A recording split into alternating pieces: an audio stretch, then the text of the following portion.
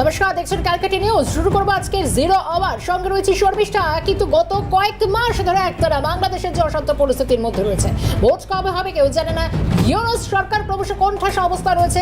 একে একে আমেরিকার অনুদান বন্ধ, ট্রাম্পের কড়া হুঁশিয়ারি। অন্যদিকে কদিন আগেও যে সেভেন সিস্টার্স দখলে হুঁশিয়ারি অন্তত বাংলাদেশের তরফ থেকে দেওয়া হয়েছিল, সেই বাণিজ্য পথ নতুন করে খুলে দেওয়ার জন্য ভারতের কাছে আবার আবেদন রেখেছে। সব মিলিয়ে বাংলাদেশ এখন যথেষ্ট কোণঠাসা। কিন্তু ইউনুসের এই বাংলাদেশে যেন কোথাও একেবারে জঙ্গিদের যে দাপাদাপি, সেটা কিন্তু কোনো রকম ভাটা পড়ছে না। সেই জঙ্গিদের দাপাদাপি অব্যাহত। সাহানা একেবারেই তাই, এবং শর্মিষ্ঠার সঙ্গে রয়েছে আমি শাহানা। এবং যেই পরিস্থিতি এই মুহূর্তে গোটা বাংলাদেশ জুড়ে আমরা বিগত কয়েক মাস ধরে দেখে যাচ্ছি, মূলত আমরা যদি একটু নজরে রাখি 2024 জুলাই আগস্ট মাস থেকে যে পরিস্থিতি লাগাতার বাংলাদেশ গোটা বিশ্বের সামনে তুলে ধরছে, এবং সেখানে সেই দেশের সার্বিক পরিস্থিতি নিয়ে যেমন প্রশ্ন উঠছে, ঘরে বাইরে রীতিমতো কোণঠাসা পরিস্থিতি, কিন্তু তারই মাঝে জঙ্গিদের এই দাপাদাপি, তাদের এই দৌরাত্ম্য যেন কোনোভাবেই কমছে না। একদিকে যেমন বিশ্বের মানচিত্রে আমরা দেখতে পাচ্ছি বাংলাদেশ ক্রমশই কোণঠাসা হচ্ছে, সেখানে ইউনুসের বাংলাদেশে জঙ্গিদের দাপাদাপি অব্যাহত। জঙ্গিবাদ, মৌলবাদ মাথা চড়া দিয়েছে বাংলাদেশে। একদমই তাই। আর ইউনুসের বাংলাদেশে জঙ্গিদের দাপাদাপি সেই ছবিও আপনাদের দেখানোর চেষ্টা করবো, কারণ ক্রমশ মূল্যবাদ ক্রমশ সেটাইকে মাথাচাড়া দিয়ে উঠছে। একেবারে ভারত বিরোধিতার পর এবার জঙ্গিদের একেবারে পথে নেমে তারা আমেরিকা বিরোধিতা, ঢাকা চট্টগ্রামে বিভিন্ন জায়গা বিক্ষোভ সমাবেশ, বাংলাদেশকে যেন সন্ত্রাসবাদীদের রাষ্ট্রে পরিণত করেছে ইউনুস। এবং বিভিন্ন জায়গায় যে সাধারণ যে বিক্ষোভ সমাবেশ চলছে, মিছিল চলছে, নিষিদ্ধ জঙ্গি ঘোষিত জঙ্গি সংগঠন বিভিন্ন, এবং ঢাকা বিশ্ববিদ্যালয়ের দেওয়ালও পড়েছে একাধিক পোস্টার। একেবারেই তাই, এবং এই বাংলাদেশকে সন্ত্রাসবাদীদের রাষ্ট্র বানিয়েছেন ইউনুস, এই মন্তব্য শেখ হাসিনা জঙ্গি ইউনুস বলে রীতিমতো কটাক্ষ করেছেন তিনি। একবার বাংলাদেশের রাস্তায় জঙ্গিদের যে দাপাদাপি, মৌলবাদের যে ধারক বাহক যারা, তাদের যে আস্ফালন, সেই ছবি একবার আপনাদের দেখাই।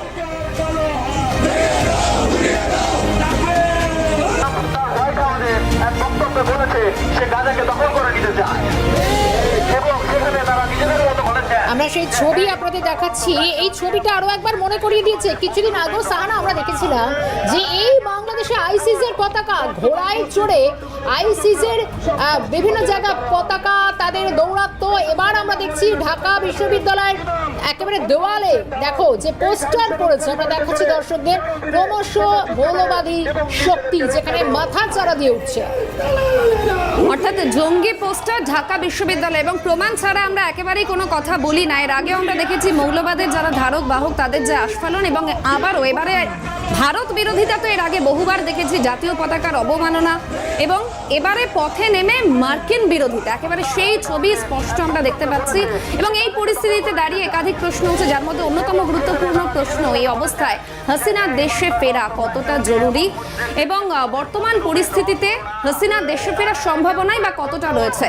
এবং এক্ষেত্রে আমরা আলোচনা বিশ্লেষণ এগিয়ে নিয়ে যাওয়ার চেষ্টা করবো। এই মুহূর্তে জাতীয় সুরক্ষা এবং নিরাপত্তা বিশেষজ্ঞ আর্য ঘোষ রয়েছেন আমাদের সঙ্গে। আর্যবাবুকে অনেক স্বাগত জানাই জিরো আওয়ার অনুষ্ঠানে। আর্যবাবু, যেই পরিস্থিতি আমরা বাংলাদেশ জুড়ে দেখাচ্ছি, আর কিছু বলার নেই, ব্যাখ্যা দেওয়ার কিছু নেই। ভারত বিরোধিতার পর এবার পথে নেমে মার্কিন বিরোধিতা, বিশ্ববিদ্যালয়ে জঙ্গি পোস্টার, এই পরিস্থিতিতে বাংলাদেশ কোন দিকে এগোচ্ছে, এবং শেখ হাসিনার এই মুহূর্তে বাংলাদেশের প্রত্যাবর্তন কতটা জরুরি বলে আপনি মনে করছেন?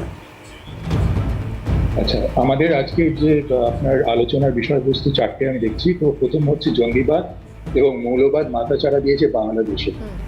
তো এটা অ্যাকচুয়ালি আর কোনো খবর না, এটা আপনার স্বীকৃত সত্য। এবং আপনি শর্মিষ্ঠা আছেন এখানে, শর্মিষ্ঠা জানবেন 10ই ফেব্রুয়ারি শর্মিষ্ঠা ছিলেন এবং মাসুমা ছিলেন জিরো আওয়ার প্রোগ্রামে, এবং আমি বলেছিলাম হামাজের বাংলাদেশে ঢোকার ঢোকা মানে এন্ট্রি করার সময়ের অপেক্ষা আপনারা চালিয়ে দেখে নিতে পারেন।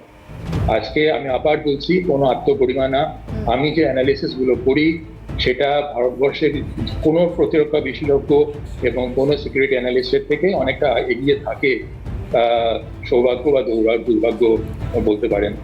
তো এটা আজকে আপনারা সংবাদ মাধ্যমে দেখে নিন, সমস্ত জাতীয় সংবাদ মাধ্যম এখন এটা নিয়ে হাইলি কনসার্ন।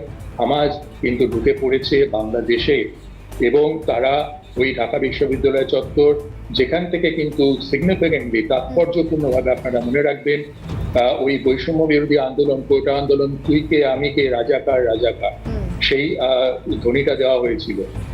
এবং সেইখানে পোস্টার করেছে, এবং হামাস এবং এই আল আনসারুল বাংলা তারা হিট লিস্ট তৈরি করে দিয়েছে, যার মধ্যে আমাদের শ্রদ্ধেয় নিজুম মজুমদারের নামও আছে এবং আরো অনেক আপনার মুক্তমনা বাংলাদেশিদের নাম আছে। তো সেইখানে আপনার এখানে আমাদের ভাবতে হবে, খুব ইম্পর্টেন্টলি, খুব মন দিয়ে শুনুন, আমাদের এখানে সম্প্রদায়ের কথা আমি বলেছি, সমস্ত সম্প্রদায় এফেক্টেড হবে, সাম্প্রদায়িক সম্প্রীতি ক্ষুণ্ণ হবে, সেই সমস্ত ব্যাপার আমি ছেড়েই দিলাম। কারণ ইন্ডিয়ান আর্মি সাম্প্রদায়িক সম্প্রীতি ওটা বোঝে না, সোজা আপনার উড়িয়ে দেবে, যা সামনে আসবে উড়িয়ে দেবে। এটা রাজ্য সরকারকেও আমি বলছি বারবার, রাজ্য প্রশাসনকেও সতর্ক করছি, এবং কেন্দ্রীয় সরকার তারা দায়িত্ব এড়াতে পারেন না। আমাদের ভারতবর্ষে, পশ্চিমবঙ্গে, কলকাতায়, পশ্চিমবঙ্গের অন্যান্য জায়গায়, ভারতবর্ষের সমস্ত রাজ্যে, আমি সমস্ত পলিটিক্যাল পার্টিকে বলছি, আমি পলিটিক্সের সঙ্গে কোনো রকম যোগাযোগ রাখি না, কিন্তু আপনাদের মানুষ ছেড়ে কথা বলবেন। যদি আপনারা এখন এখানে যারা কেন্দ্রীয় সরকারের ক্ষমতায় বসে আছেন এবং রাজ্য সরকারে যারা আছেন, তারা যদি কেন্দ্রীয় সরকারকে পূর্ণ সহযোগিতা না করেন এই ব্যাপারে, কেননা আমাদের এখানে যে জনঘনত্ব per square millimetre, per square kilometre, খুব ভালো করে এটা শুনবেন, আমাদের এখানে যে জনঘনত্ব পার স্কোয়ার কিলোমিটার, তা ইসরায়েলের পার স্কোয়ার কিলোমিটার জনঘনত্বের সঙ্গে আকাশ পাতালের বেশি তফাৎ। ইসরায়েলের যে লং স্ট্যান্ডিং কনফ্লিক্ট আমি ডে 1 থেকে বলে আসছি, এটাও কিন্তু কোনো প্রতিরক্ষা বিশেষজ্ঞ, কোনো সিকিউরিটি অ্যানালিস্ট ভারতের বলেননি যে তাদের লক্ষ্য হচ্ছে এই পাকিস্তান চায়না অ্যাক্সিস যেটা, এবং এর মধ্যে আরো ফোর্স মাল্টিপ্লায়ার আছে। ফোর্স মাল্টিপ্লায়ার মানে যারা আরো শক্তি আছে, তার মধ্যে আমেরিকান ডিপ স্টেট ছিল। ডোনাল্ড ট্রাম্প যতই অস্বীকার করুন, এই বিষয়ে আমি ওনার সঙ্গে একমত নই, তিনি আমেরিকাকে বাঁচিয়ে কথা বলছেন। ডিপ স্টেট ছিল, জর্জ সোরস ছিল, এবং আরো অনেকে। তো সেই জনঘনত্ব এইখানে যে ক্ষতি হবে সেইটা কিন্তু মানে বিয়ন্ড ক্যাটাস্ট্রফিক। ইসরায়েলে হয়েছিল ক্যাটাস্ট্রফিক, আমাদের এখানে বিয়ন্ড ক্যাটাস্ট্রফিক হবে, যে জনঘনত্ব পার স্কোয়ার কিলোমিটার। এই মুহূর্তে ভারতবর্ষকে বাংলাদেশের এগেনস্টে অত্যন্ত কড়া স্ট্যান্স নিতে হবে, বাংলাদেশকে দরকার হলে চিরে 3 খণ্ড করতে হবে। একদম আমি পরিষ্কার কথা বলছি, আমি কোনো ওয়ারমঙ্গারিং করি না, আমি একদম যা বলবো ভারতের স্বার্থে বলবো। প্রথম কথা, ভারতের স্বার্থ নিয়ে আমি কথা বলবো।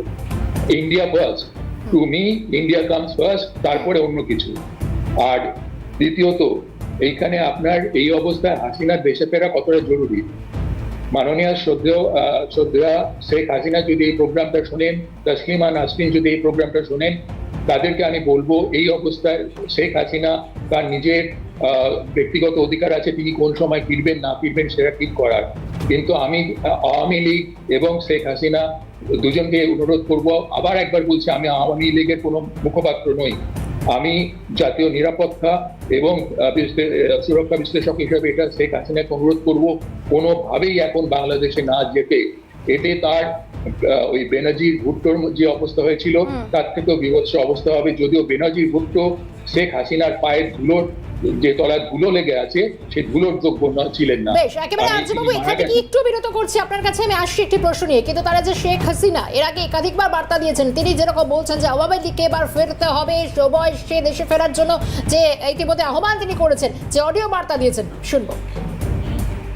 কিন্তু আমি দেশে ফিরে এসে আইন করে তাদের বিচার করছি, ইনশাআল্লাহ এই হত্যারও বিচার আমি করব, আমি তোমাদের কথা দিলাম। তাদের আন্দোলনের মধ্যে যতগুলি লাশ পড়েছে, সেগুলি যদি এখন কবর থেকে বের করে পোস্টমর্টম করা যায়, দেখা যাবে এখানে পুলিশ গুলি করে নাই, সেনাবাহিনী গুলি করে নাই, র্যাব গুলি করে নাই, বিজিবি গুলি করে নাই, সেখানে এমন এক রাইফেল ব্যবহার করা হয়েছে, বুলেট ব্যবহার করা হয়েছে, যে বুলেট সেটা ইউনূসের যে উপদেষ্টা স্বরাষ্ট্র মন্ত্রণালয়ের দায়িত্বে ছিলেন সাখাওয়াত সাহেব, তিনি নিজেই একজন সেনাবাহিনীর লোক, কাজী অফিসার, তিনি জানেন, এবং তিনি সেই বুলেট দেখে বলেছেন এটা 7.62 বুলেট, এই বুলেট পুলিশ ব্যবহার করে না বা আমাদের কেউ ব্যবহার করে না, কাজে সেই গুলিতেই তারা মারা গেছে। ইউনূস সেই পরিকল্পনা করেছে, যেটা সে নিজেই স্বীকার করেছে, যে মেটিকুলাসলি ডিজাইন করে সে শেখ হাসিনাকে ক্ষমতা থেকে হটিয়েছে এবং সে ক্ষমতা পেয়েছে। এখানে কোনো ছাত্র জনতার বিষয় ছিল না, কোনো নেতৃত্ব ছিল না, এবং তার মাস্টার মাইন্ড একজনকে পরিচয় করিয়ে দিল যে তাকে দিয়ে এই ঘটনা ঘটিয়েছে। Operation devil hunt. কে ডেভিল? কাকে খুঁজছে সে? যারা পুলিশকে হত্যা করে, আওয়ামী লীগ নেতাকর্মী হত্যা করে, ছেলেকে না পেলে মাকে হত্যা করে, মাকে গ্রেপ্তার করে, ছোট 10 বছরের বাচ্চার সামনে এবং 3-4 বছরের বাচ্চার সামনে যে বাড়ির মধ্যে তাণ্ডব করে, এমনকি পুলিশ ডিউটি করতে পারে না, তাদের চেকিং করে তারা। শেখ হাসিনার যে বার্তা সেটাও আমরা শুনলাম। আরো একবার একটু আর্যবাবু রয়েছেন আমাদের সঙ্গে, এই নিয়ে আলোচনায় যাওয়ার চেষ্টা করবো। আর্যবাবু, একটা বিষয় আমরা দেখতে পাচ্ছি যে শেখ হাসিনা তিনি বলছেন যে দেশে ফেরার প্রয়োজনীয়তা রয়েছে, সব ঠিক আছে, কিন্তু এই জায়গা থেকে আমরা দেখলাম ক্ষমতায় আসার আগে থেকে ট্রাম্পের হুঁশিয়ারি, সেখান থেকে যেখানে এখন রীতিমতো জায়গায় জায়গায় ঢাকা, চট্টগ্রাম, বিভিন্ন জায়গায় একেবারে আমেরিকা বিরোধী স্লোগান। কিন্তু বিষয় হচ্ছে কিছুদিন আগেই তো অন্তত যারা প্রাক্তন সেনাকর্তা রয়েছেন বাংলাদেশের, তারা রীতিমতো যারা কলকাতা দখলে ডাক দিয়েছিলেন তাদের তো খুঁজে পাওয়া গেলই না, কিন্তু এখন খোদ তাদের দেশে অন্তত তারা কি কোথাও কোণঠাসা হয়ে পড়ছে না? কারণ একেবারে রাজধানীর বুকে ঢাকায় রীতিমতো এই ধরনের পোস্টার, এই ধরনের দৌরাত্ম, দাপাদাপি, এই কোন ইঙ্গিত? দেখুন, প্রথমত বলি যে শেখ হাসিনা যে স্টেটমেন্টটা দিয়েছেন তার প্রথম পার্টটা একটা জেনারেলাইজ স্টেটমেন্ট, মানে উনি যখন দেশে ফিরবেন তখন উনি সেই বিচারগুলো করবেন। এইটার সঙ্গে আপনারা ভাববেনই না যে শেখ হাসিনা এখন দেশে ফিরতে চাইছেন। তো উনি যথেষ্ট প্রজ্ঞা আছে। এবং দ্বিতীয় পার্টটা হচ্ছে ভারতের সরকার, আমাদের এক্সটার্নাল গোয়েন্দা সংস্থা, তাদের ইনপুটের উপর নির্ভর করে উনি ফিরবে এবং ওনার নিজস্ব ডেফিনেটলি মেকানিজম আছে বাংলাদেশে গোয়েন্দা দপ্তরে। তো যাই হোক, এর পরের যে ব্যাপারটা সেটা হচ্ছে অত্যন্ত ইম্পর্টেন্ট। এই জিনিসটা আমি আলোচনা করতে চেয়েছিলাম, আগে আমি সময় পাইনি। যে বুলেটগুলো ইউজ করা হয়েছিল সেইগুলো কিন্তু আপনার একদম বিদেশি বুলেট ছিল। উনি একদম যথার্থ কথা বলেছেন মাননীয় শেখ হাসিনা, এটা কিন্তু পুলিশ চালায়নি, এটা চালিয়েছে সন্ত্রাসবাদীরা, এবং সেগুলো বুলেট ছিল এবং বিদেশি অস্ত্র দ্বারা চালিত হয়েছিল, এবং সেই অস্ত্রগুলো কিন্তু খুঁজে পাওয়া যায়নি, কেউ খোঁজার চেষ্টাও করেনি। Faizur Rahman, second in chief in command, তিনি কিন্তু আইএসআই কে ডেকে এনেছেন, আইএসআই চিফকে ডেকে এনেছেন, এবং আপনার যিনি আসিম মুনির, পাকিস্তান সৈন্যবাহিনী, তিনি অত্যন্ত অ্যাক্টিভ, ওনারা দুজনে। আপনারা হয়তো একটা ভিডিও পাঠিয়েছি, দেখেছেন অ্যাকচুয়ালি আমাদের লাইন অফ কন্ট্রোলে কি অবস্থা। তো সেইটার জন্য আমি বারবার বলছি, এটা সময় এসছে পাকিস্তানকে এঙ্গেজ করে মিলিটারিলি আমাদের বাংলাদেশের ওপর অ্যাকশন নেওয়া। বাংলাদেশকে যতক্ষণ না আমরা এবারে মিলিটারি অ্যাকশন দিয়ে বাংলাদেশকে ঠিকঠাক জায়গায় নিয়ে আসতে পারছি, রিভ্যাম্প করতে পারছি, বাংলাদেশে শেখ হাসিনাকে পাঠানোর কোনো প্রশ্নই নেই। আবার বলছি, শেখ হাসিনা এটা নিজস্ব একদম অধিকার, তিনি কবে ফিরবেন না ফিরবেন আমি এই বিষয়ে তো বলার কেউ নই, কিন্তু আমি অন্তত ওনাকে এটার অনুরোধ করব এই সময় কোনোভাবেই বাংলাদেশে না পাওয়া যাওয়ার। আর যারা ওই বলেছিলেন কলকাতা দখল করব, আমি আবার বলছি, কলকাতা দখলটাকে আপনারা ভাববেন না যে মিলিটারিলি করবেন। এটা কিন্তু একটা 26/11 বা আর একটা ওই যে বললাম হামাজ এই যেভাবে ইসরায়েলকে অ্যাটাক করেছিল সেই রকম ব্যাপার, সিজ করে নেওয়া, এটাকে বলে সিজ। তো সেই জন্য আমি বারবার বলছি যে এইটা আপনাদের অনুষ্ঠানে ওনাদের একজন এসে বলেছিলেন আর 6 মাস যেতে দিন, দেখবেন কি অবস্থা। কিংবা ওদের বোধহয় কেউ প্রধান উপদেষ্টা কেউ বলেছিলেন কোন একটা সাক্ষাৎকারে যে আর 6 মাস যেতে দিন। তো 6 মাস আমাদের যেতে দেওয়া যাবে না, 6 দিন নয়, এইরকম এখন সিচুয়েশন, এটা কিন্তু মাথায় রাখবেন। একদমই তাই। আর্যবাবু, একটু সঙ্গে থাকা অনুরোধ করবো, আমরা দ্রুত একটা বিরতিতে যাব, কারণ যে আলোচনা, কারণ একদিকে জঙ্গি ইউনুস বলে রীতিমতো তকমা শেখ হাসিনা এবং দেশে ফেরা অত্যন্ত প্রয়োজনীয় বলে মনে করছেন, কিন্তু অবশ্য সব দিকে আমাদের নজর থাকবে। আলোচনার পরবর্তী ধাপও বেশ কিছুটা বাকি রয়েছে। দ্রুত বিরতির পর ফিরছি সঙ্গে।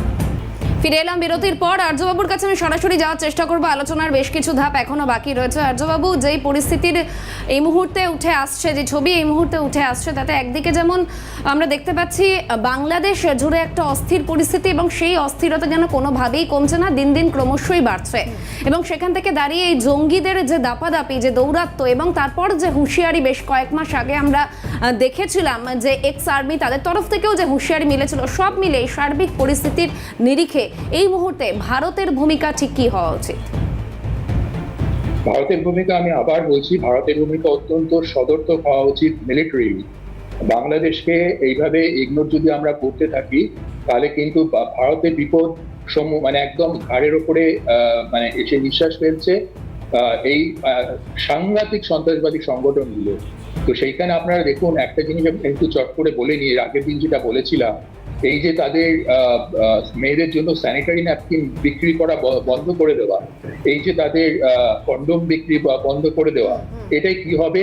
এটাই আপনার মহামারী আকারে আপনার প্রথমত তো মেয়েদের স্বাস্থ্য সম্পর্কিত স্যানিটারি ন্যাপকিন কি অত্যাচার, এটা কি ধরনের বিকৃত মানসিকতা, 1 নম্বর। 2 নম্বর, এই যে কন্ডোম বিক্রি বন্ধ করে দেওয়া, এখানে তার মানে আপনার মহামারী আকারে ধারণ করবে HIV, তার থেকে আসবে এইডস, এবং সেইখানে বাংলাদেশ পারবে সেই ধাক্কা সামলাতে? এই যে ইউনুস, ইনি নাকি প্রথম কথা আপনার অর্থনীতিবিদ, ইনি ডিমান্ড সাপ্লাই অ্যানালিসিসটা পড়েছেন কোনোদিন? তিনি ডিমান্ড সাপ্লাই অ্যানালিসিস সম্বন্ধে কিছু জানেন? আমি খুব মানে সিরিয়াসলি আমি সন্দেহ প্রকাশ করছি। ইমরান খান ওই জার্মানি আর জাপানের বর্ডার খুঁজে পান অক্সফোর্ডে পড়ে। তো সেইখানে আমি প্রশ্ন তুলেছিলাম যে অক্সফোর্ড কি টাকা নিয়ে ডিগ্রি দেয়, আর উনি ডিগ্রি কমপ্লিট করেছেন কিনা আমি তাও জানি না। ইউনুস কিভাবে অর্থনীতিবিদ হয়েছে সেটার আমার মনে হয় একটা এই তদন্ত কমিটি মানে তদন্ত হওয়া উচিত, যিনি ডিমান্ড সাপ্লাই অ্যানালিসিসই বোঝেন না। তো আজকে তিনি কোথায় নিয়ে যাচ্ছেন? উনি আজকে এই জায়গায় নিয়ে যাচ্ছেন বাংলাদেশকে এবং সন্ত্রাসবাদীরা, যে আজকে মেয়েদের উপর এরকম অত্যাচার। যাই হোক, ভারতবর্ষে অত্যন্ত সদর্থক মিলিটারি ভূমিকা এখানে হওয়া উচিত, কেননা আমাদের ঘাড়ের উপর নিঃশ্বাস ফেলছে এই হামাস, এই আপনার আল আনসার বাংলা এবং আল কায়দা, আল বাদর, আইসিস, কে না আছে বাংলাদেশে এখন উপস্থিত। এটা একদিনের ব্যাপার, একদিনে হয়নি এটা। তো সেই জন্য আমাদেরকে বাংলাদেশের উপরে ম্যাসিভ রিটেলিটরি একটা অ্যাকশন নিতে হবে, এবং সেখানে শেখ হাসিনাকে এইটা বুঝিয়ে করতে হবে বাংলাদেশের সবাইকে যে আমাদের এইটা করা জরুরি। এবং সেইখানে আপনার একজন শুনছিলাম ওদের বলছিলেন যে আমাদের ট্যাঙ্ক দিয়ে আটকে যাবে রিভারাইন জায়গা বলে, একজন বিশেষজ্ঞ কোথাকার ওনাকে এসে বলছিলেন। আমি তাদেরকে বলতে চাই, ওই বিশেষজ্ঞদের, আপনারা ভারতের ক্ষমতা সম্বন্ধে কিচ্ছু জানেন না। আমরা ওই নদীগুলো না জাস্ট মানে মেকানাইজড ব্রিজ দিয়ে পেরিয়ে যাবো আমাদের ট্যাঙ্ক, আর ট্যাঙ্কের দরকার হবে না। ওই একটা করে ড্রোন আসবে, আপনারা দেখবেন ওই টার্গেটেড এলিমিনেশন হবে, তখন বুঝে যাবেন কি করে কোথা থেকে কি হয়। সেগুলো আমি বলবো না, কিন্তু এই মুহূর্তে ভারত সরকারের উচিত যে সদর্থক ভূমিকা যদি নিতে হয়, বাংলাদেশকে কিন্তু ছিন্ন বিচ্ছিন্ন করতে হবে, বাংলাদেশকে নতুন করে তৈরি করতে হবে। কোন ভরসায় হাসিনা দেশে ফিরবেন? সেনাবাহিনী তার পক্ষে?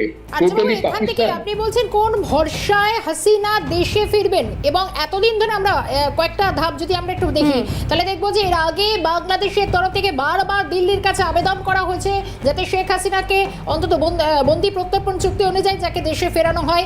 কিন্তু এবার দেখা যাচ্ছে এই নিয়ে বেশ কয়েকবার নয়াদিল্লিকে চিঠিও দিয়েছে ঢাকা, কিন্তু এবার রীতিমতো শেখ হাসিনাই চাইছেন যে দেশে ফিরতে। কিন্তু এইরকম একটা পরিস্থিতির মধ্যে কোন দিকে যাবে পরিস্থিতি বোঝা যাচ্ছে না, খুব চ্যালেঞ্জও হতে পারে শেখ হাসিনার কাছে। কিন্তু এই শেখ হাসিনা দেশে ফেরানোয় ভারতের অবদান মানে ভারতের রোলটা কি হতে পারে? দেখুন, শেখ হাসিনা দেশে ফিরতে আগ্রহী হতে পারেন তার মনোবল, তাদের দলীয় কর্মীদের মনোবল চাঙ্গা করার জন্য। কিন্তু প্রথমত আপনারা মনে রাখুন, শেখ হাসিনা কিন্তু পালিয়ে আসেননি, তাকে পাঠানো হয়েছিল। তাকে যখন পাঠানো হয়েছিল তখন তাদের মনে ছিল না এখন ফেরত চাইছেন কোন মুখে। যখন পাঠিয়ে দিয়েছিলেন তখনই তো আটকাতে পারতেন। ওই সন্ত্রাসবাদী আর ওই ক্রিপ্টোকারেন্সিতে যিনি কেলেঙ্কারিতে ফেসেছেন অলরেডি, যার সম্বন্ধে আমি ইঙ্গিত দিয়েছিলাম, ওই আপনার প্রেস সচিব শফিকুল ইসলাম, একটা গর্ধ, একটা মূর্খ, একটা মানে যাকে বলে জাতা লোক, ওই সংবাদ সংস্থা একটা ফ্রান্সের AFP তার হয়ে কাজ করতেন, আর তারপরে গিয়ে তাকে ছোট্ট করে বসিয়ে দিলেন বেসটা তৈরি করার জন্য ইউনুস ওই ডাভোসে। বিকজ ওখানে কি করে সংবাদ সংস্থাদের সঙ্গে এটা একটা ন্যারেটিভ তৈরি করতে হয়। আপনি ভাবুন, ওখানে উনি বারবার বলছেন এই লোক এসে জড়িয়ে ধরেছেন ইউনুসকে, এই লোক এসে এত বিনিয়োগের প্ল্যান করেছেন, তো তাদের সঙ্গে জয়েন্ট বসে প্রেস কনফারেন্স করবেন না? তিনি রাস্তায় এসে একটা বাংলাদেশি টেলিভিশনকে ইন্টারভিউ দিচ্ছেন, এই হচ্ছে ওনাদের নমুনা। তো সেই জন্যই ভারত সরকারের এখানে যে ভূমিকাটা হওয়া উচিত, আমি বারবার বলছি, এখানে শেখ হাসিনাকে ফেরত পাঠানো মানে শেখ হাসিনার জীবন একদম মানে তাকে বিপন্ন করা, এবং তার সঙ্গে বাংলাদেশে আগুন জ্বলে যাওয়ার সম্ভাবনা। কেননা শেখ হাসিনা যাওয়া মাত্রই আওয়ামী লীগের কর্মীরা আরো সংখ্যায় রাস্তায় বেরোবেন, এমনিতেই তারা বেরোবেন। সেই ক্ষেত্রে মিলিটারিলি বাংলাদেশকে সাবডিউট করে তারপরে কন্ট্রোল নিয়ে তারপরে এটা একটা অভূতপূর্ব পরিস্থিতি, আনপ্রেসিডেন্টেড সিচুয়েশন। সেইখানে আমাদের এই মিলিটেন্স, এই দুনিয়া কাঁপানো হার্ড ইন করা সন্ত্রাসবাদী দলেদের সঙ্গে আমাদের লড়তে হবে। সামনের দিনে কিন্তু এটা ভবিষ্যৎ, আমি বারবার বলে যাচ্ছি। এবং এখানে কিন্তু কাসর মতন পশ্চিমবঙ্গের কলকাতায় এবং বাকি রাজ্যগুলোতে এখানে কিন্তু কোঅর্ডিনেট সার্চ অপারেশন আসবেই আসবে। আমি রাজ্য সরকারকে আবার বারবার সতর্ক করছি, রাজ্য প্রশাসনকে সতর্ক করছি। এখানে কিন্তু ইন্ডিয়ান মিলিটারি নামলে তখন কিন্তু কেউ কিচ্ছু দেখবে না, ওরা কেউ কিচ্ছু দেখবে না। এখানে আপনার ওই গুলশান কলোনি থেকে আরম্ভ করে আর যত যা হয়েছে সব ভেঙে গুড়িয়ে দেবে, এক একটা করে রকেট লঞ্চার মারবে, আপনার শেষ করে দেবে। সেই পরিস্থিতি আপনারা চান না? আপনারা ভারত সরকারকে সহযোগিতা করতে চান? এটা ঠিক করে নিন। আমি এটা সর্বোচ্চ পর্যায়ে যারা আছেন রাজ্য প্রশাসন এবং রাজ্য সরকারে তাদেরকে আমি অ্যালার্ট করে দিলাম। আর দ্বিতীয়ত ভারত সরকারকে বলবো, আপনাদের হাতে রক্ত লাগাবেন না, আপনারা এই মুহূর্তে ব্যবস্থা নেন। এবং বিরোধী দলের একজন নেতা তিনি 22টা সিকিউরিটি গাড়ির কনভয় নিয়ে ঘুরতে পারেন, এটা আমরা কি প্রজেক্ট করছি, কি আপনার বার্তা দিচ্ছি? সাধারণ মানুষের নিরাপত্তা কোথায়? তাদের নিরাপত্তা থেকে আমাদের কি হবে? হ্যাঁ, তাদের নিরাপত্তা নিশ্চয়ই দরকার আছে, কিন্তু সাধারণ মানুষের কথা ভাবুন। সমস্ত বিরোধী দলকে বলবো, সমস্ত রাজনৈতিক দলকে বলবো, আমরা যেহেতু সব থেকে বেশি বর্ডার শেয়ার করি বাংলাদেশে, 40 out of 4097 kilometers of red cliff line, we share 2217 kilometers. তো আমাদের ঘাড়ের উপরে বাংলাদেশ। আপনারা অন্য কথা পরে ভাববেন, আগে নিজেরা একত্রিত হন, দেশটাকে বাঁচান। একেবারেই আর্যবাবু, এবং এখান থেকে আরো একটা বিষয়, যেই পরিস্থিতি এই মুহূর্তে আমরা দেখছি গোটা বাংলাদেশ জুড়ে, হাসিনার এই হুঁশিয়ারির পর কি আদৌ চাপ বাড়বে ইউনূসের ওপর? ইউনূসের ওপর তো চাপ আছেই। দেখুন, উনি একটা কি বলবো, উনি বেসিক্যালি একজন অত্যন্ত জঘন্য টাইপের চরিত্র এবং একটা নিচু স্তরের সব থেকে নিম্ন স্তরের একজন বিজনেসম্যান। উনি আর কিচ্ছু বোঝেন না, নিজের ওপরে উনি কিচ্ছু বোঝেন না। এই যে যমুনা টিভি বলে একটা আছে, ওনাকে আমি বলি এনজিও নিউজ। উনি এনজিওদের উপরে ডিপেন্ড করেন সমস্ত। এই যমুনা টিভি হচ্ছে ওনার আর একটা কেলেঙ্কারি, দেখে নেবেন, মিলিয়ে নেবেন এই যমুনা টিভি বাংলাদেশে।